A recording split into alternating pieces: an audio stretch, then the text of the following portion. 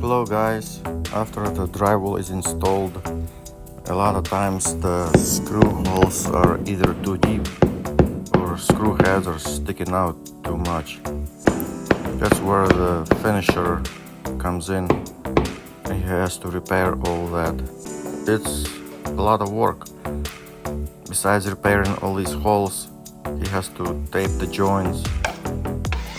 Some of them are bad joints, if you know what I mean, which requires more work.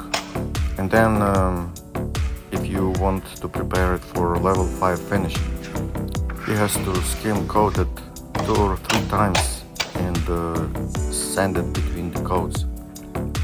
It's very time consuming and labor consuming, but it looks good. Anyway, I hope you enjoyed this video,